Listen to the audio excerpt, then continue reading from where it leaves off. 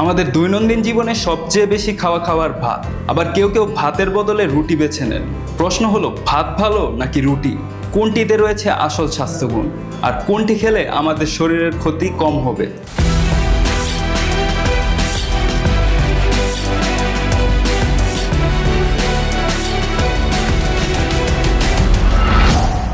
অনেকে ধারণা করেন ভাত খেলে ওজন বাড়ে, তাই রুটি স্বাস্থ্যকর। আবার কেউ কেউ মনে করে রুটি খেলে আমাদের হজমে সমস্যা হয়, তাই ভাতই ভালো। আসলে এই দুটি খাবারের মধ্যেই রয়েছে প্রয়োজনীয় কার্বোহাইড্রেটের অনেক বড় উৎস। এটির ব্যবহার নির্ভর করে আপনার শরীর, স্বাস্থ্য, লক্ষ্য, অভ্যাস বা ওজন নিয়ন্ত্রণ, ডায়াবেটিস বা হজম ক্ষমতার উপর। ওজন কমাতে চাইলে দরকার ফাইবার, প্রোটিন আর পরিমাণ মতো ফ্যাট। রুটিতে ফাইবার বেশি থাকায় এটি অনেকক্ষণ পেট ভরে রাখতে সাহায্য করে, তাই যারা ওজন কমাতে চান তাদের জন্য রুটি তুলনামূলকভাবে উপকারী।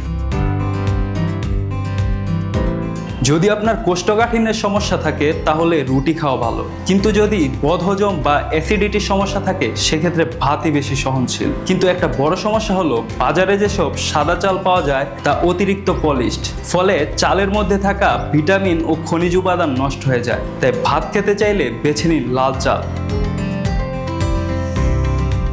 অপরদিকে আটার তৈরি রুটিতে থাকে গ্লুটেন নামের একটি উপাদান। অনেকের শরীর গ্লুটেন ভালোভাবে হজম করতে পারে না, এতে দেখা দেয় গ্যাস, অ্যাসিডিটি কিংবা ডায়রিয়ার মতো সমস্যা। তাই এ ধরনের মানুষদের জন্য ভাত খাওয়াই তুলনামূলকভাবে নিরাপদ।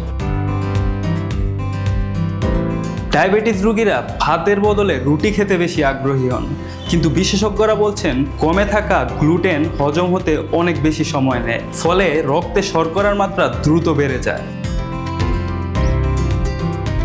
তাই যাদের পরিবারে ডায়াবেটিস আছে তাদের ক্ষেত্রে রুটি খাওয়া সবসময় ভালো নয়, বরং লাল চালের ভাত খাওয়াই শ্রেয়। একই নিয়ম রুটির ক্ষেত্রেও, খেতে হবে সীমিত পরিমাণে। এবার দেখা যাক সংখ্যার হিসাব। ভাতে ফ্যাট 0.1 গ্রাম, রুটিতে 0.5 গ্রাম। ভাতে ফাইবার 0.1 গ্রাম, রুটিতে 0.7 গ্রাম। ভাতে আয়রন 0.2 মিলিগ্রাম, রুটিতে 1.5 মিলিগ্রাম। ভাতে ক্যালসিয়াম 3 মিলিগ্রাম, রুটিতে 12 মিলিগ্রাম। আর এনার্জি সমান প্রতি 100 গ্রামে প্রায় 100 ক্যালোরি। অর্থাৎ এনার্জির হিসাবে ভাত ও রুটি প্রায় একই।